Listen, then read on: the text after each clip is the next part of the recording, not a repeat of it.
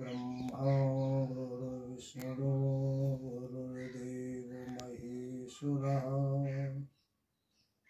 गुरु साक्षात् परब्रह्म तस्मै श्री गुरुवे नमः। या देवी सर्वभूतेषु ज्ञानरूपेण संस्थिता नमस्तस्यै नमस्तस्यै नमस्तस्यै नमो नमः। हे पराशक्ति, हे आशक्ति माता, हे जगत जननी महाशक्ति, हे माता सरस्वती, आज हमें अपने बारे में बोलने की शक्ति प्रदान करें, सामर्थ्य दें।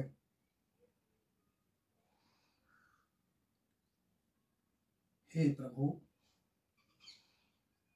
हे आनंद घन परमात्मा ब्रह्म, हमें ज्ञान तत्व प्रसारण करने की, इस अमृत को बांटने की आज्ञा प्रदान करें। ओम नमः शिवाय। महाकालेश्वराय नमः। महाशक्तये नमः। ओम आदिशक्तये नमः। काल भैरवाय नमः। प्रिय भक्तों, सर्वप्रथम मैं आज अपने इस पूजा कक्ष से सभी भक्तों को सुबह सुबह का शुभ आशीर्वाद प्रदान कर रहा हूँ। ओम नमः शिवाय परम तत्वाय नमः। इसके साथ ही साथ प्रिय दर्शकों, आज के प्रसंग में मैं आज सब भक्तों को माया और ब्रह्म के बारे में बताने की कोशिश करूंगा। तो प्रिय भक्तों, मैं सब दर्शकों से ये कहना चाहूंगा कि ये माया क्या है, ये ब्रह्म क्या है। जैसा कि मैंने पिछले कई वीडियो में इस माया और ब्रह्म का जिक्र किया था कि मैं आने वाले वीडियो के माध्यम से इसके विषय में चर्चा करूंगा, सत्संग करूंगा, बताने की कोशिश करूंगा। तो ये माया से आशय आदिशक्ति, पराशक्ति, मेन आशय माया से शक्ति से है। प्रिय भक्तों, जहां तक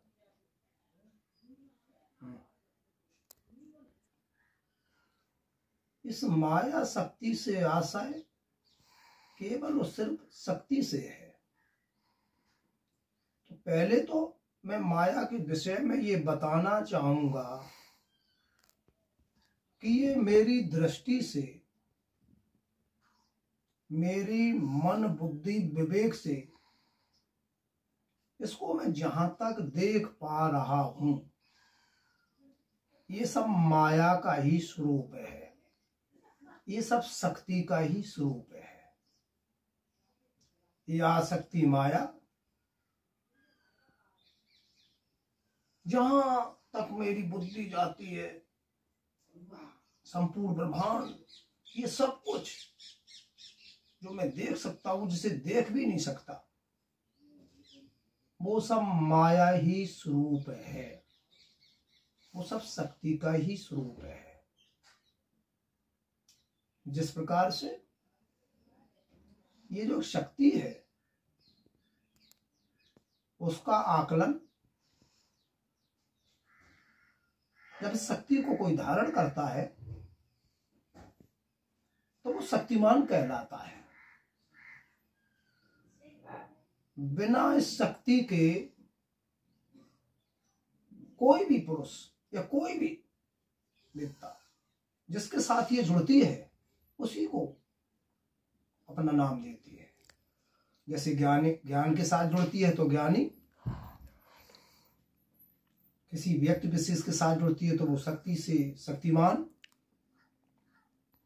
इसी प्रकार से इसमें ई आकार है, ई। इसी प्रकार से ये जो शक्ति है, ये जो माया है, ये क्रियाहीन है। ये निर्माण तो कर सकती है, जिस तरह से एक मनुष्य का निर्माण तो हो सकता है, लेकिन वो मनुष्य चल फिर नहीं सकता, क्रियाहीन ही रहेगा। तो उस क्रियाहीन मनुष्य में जब तक वो ब्रह्म प्रवेश नहीं करेगा, वो तत्व प्रवेश नहीं करेगा, तब तक ये माया भी क्रियाहीन ही रहेगी। ये शक्ति बिना ब्रह्म के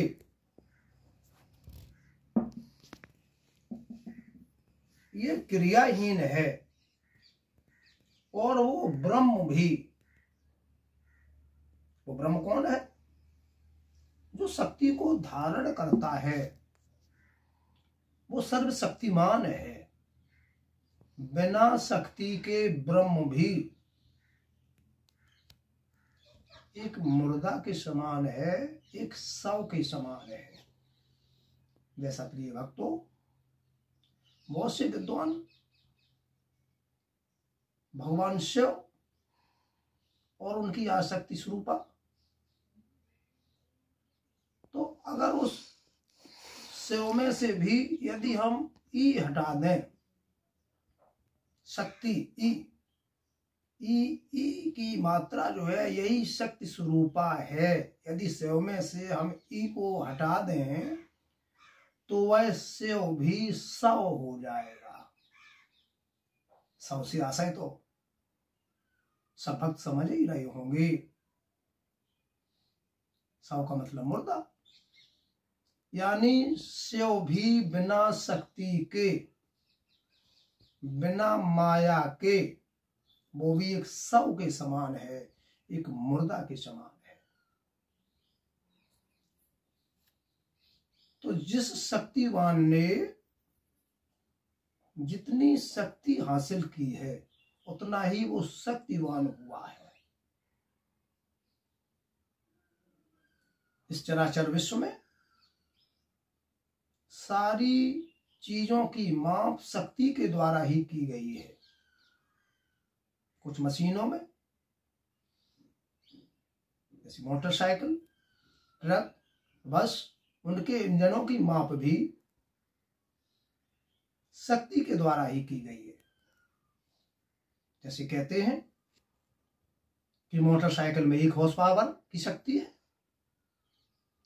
ट्रक में 100 हॉर्स पावर की शक्ति है, एक रेलगाड़ी में हजारों हॉर्स पावर की शक्ति है। हॉर्स पावर, घोड़े की क्रिया के, घोड़ा शक्तिशाली माना जाता है जानवरों में, लेकिन उस पर भी शक्ति, ये शक्ति माया स्वरूप ही उस आशक्ति की देन है, उसको शक्ति के ही रूप से जानते हैं। तो ये माया और ब्रह्म एक दूसरे से इतने करीब हैं कि बिना ब्रह्म के माया भी क्रिया शून्य है, और बिना शक्ति के या बिना माया के या बिना प्रकृति के वह ब्रह्म भी चेतन नहीं है। जिस प्रकार से ब्रह्म को अपनी क्रिया करने के लिए माया की जरूरत पड़ती है। यदि ब्रह्म चाहे कि मैं कुछ करूं तो वो कुछ कर ही नहीं सकता, क्योंकि वो क्रिया शून्य है। उसके पास बिना माया के, बिना आवरण के, आवरण ही माया है, ये वस्त्र ही माया है। तो शॉर्ट वीडियो के माध्यम से मैं सभी भक्तों को ये बताना चाहता हूं कि माया आदि शक्ति देवी उसी का अंश संपूर्ण ब्रह्मांड में, संपूर्ण स्त्री तत्व में है, और ब्रह्म का अंश संपूर्ण पुरुष तत्व में है। इन्हीं तत्वों के मिलन से ही ये सृष्टि का संचालन संभव है। सृष्टि चल रही है, उसका निर्माण हुआ है।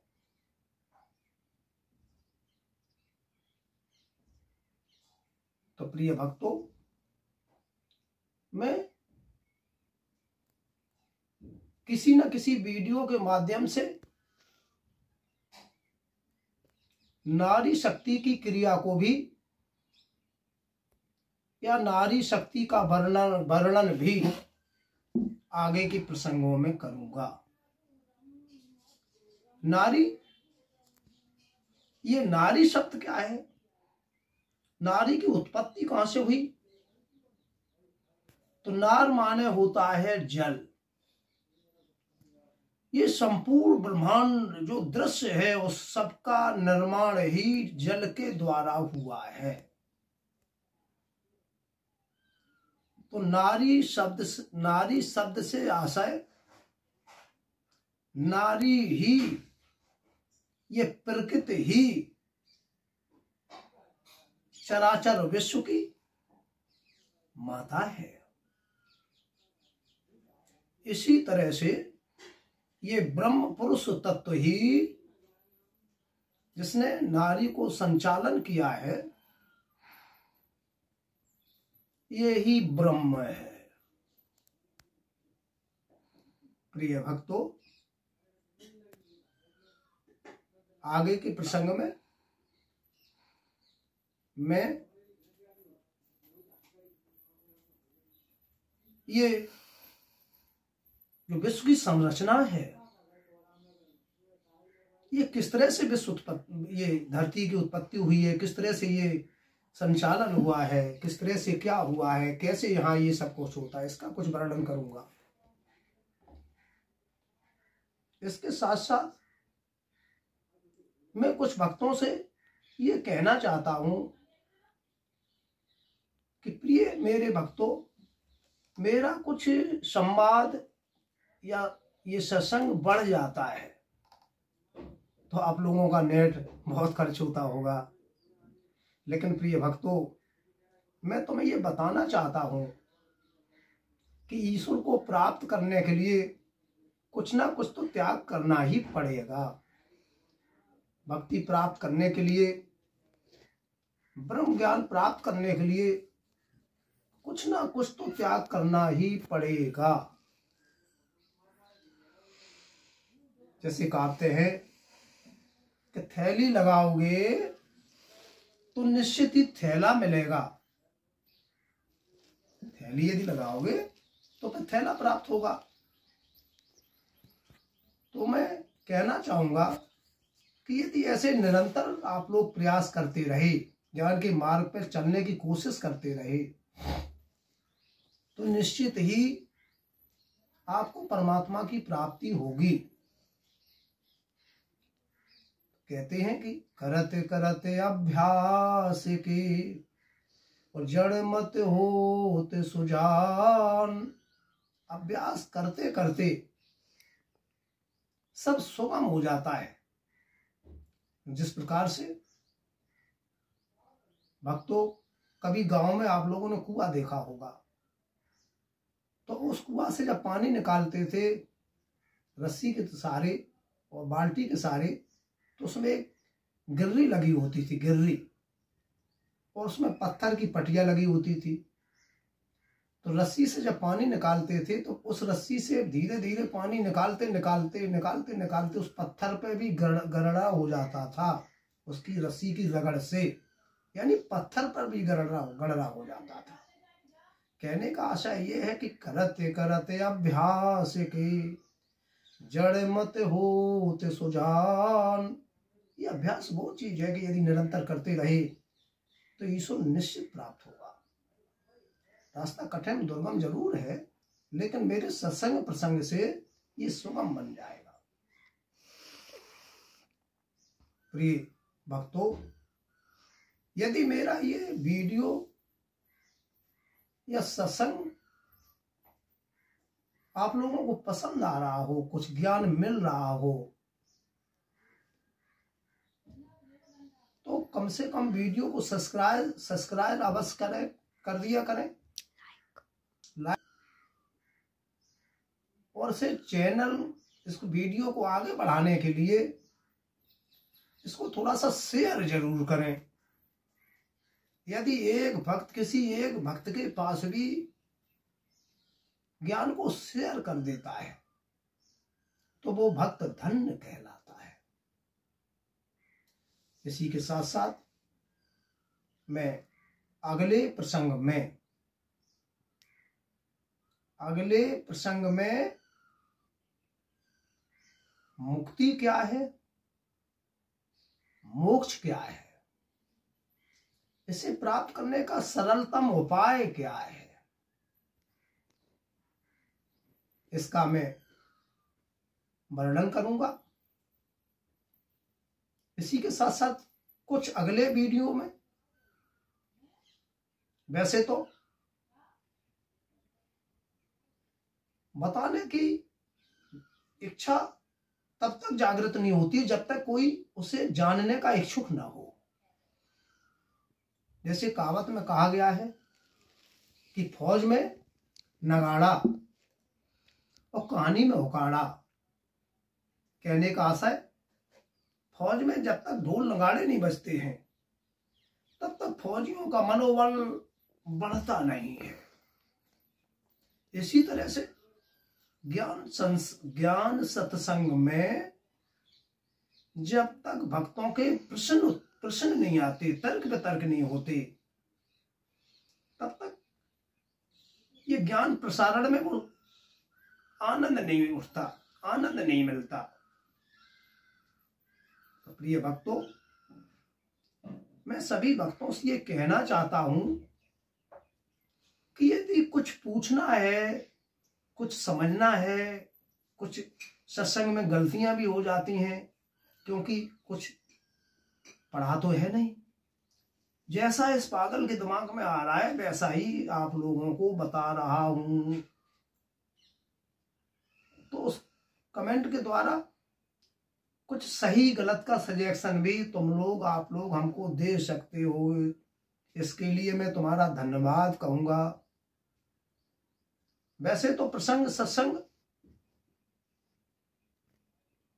ये सत्संग और प्रसंग बहुत व्यापक है। जिस प्रकार से एक मनुष्य को अपने शरीर को सुचारू रूप से चलाने के लिए भोजन की जरूरत है, इसी प्रकार से एक ज्ञानी को या एक भक्त को उसकी दिशा आगे बढ़ाने के लिए रोज उसके लिए सत्संग की जरूरत है। ये सत्संग ही ज्ञानी का खुराक है, भोजन है। तो सत्संग का यदि भोजन मिलता रहेगा तो ज्ञान, ये परम ज्ञान आगे बढ़ता रहेगा। ज्ञान तो सर्वदा विद्यमान था, लेकिन अज्ञान का उस पर पर्दा पड़ा रहता है, क्योंकि जहां ज्ञान है वहीं अज्ञान है, जहां बुद्धि है वहीं सुरबुद्धि है, कुबुद्धि है। जिस प्रकार से दर्पण के ऊपर कुछ धूल मट्टी लग जाती है तो उसमें अपना प्रतिबिंब साफ नहीं दिखाई देता है। इसी प्रकार से भक्तों के जो हृदय हैं उसमें कुछ कमियां होती हैं, कुछ भ्रांतियां होती हैं। तो जब तक उन भ्रांतियों को सत्संग के द्वारा साफ नहीं करेंगे तब तक वो सदचित आनंद अपने में, दर्पण में, अपने हृदय में वो दृश्य नहीं होगा। इसी के साथ साथ आज इस वीडियो के माध्यम से मैं सभी दर्शकों को शुभ आशीर्वाद प्रदान कर रहा हूं। सभी सुखी रहें, प्रसन्न रहें और प्रभु की चर्चा के विषय में आगामी वीडियो के देखने के लिए सभी उत्सुक रहें। जय आदिशक्ति, जय आदिशक्ति, जय माता शक्ति, जय माता।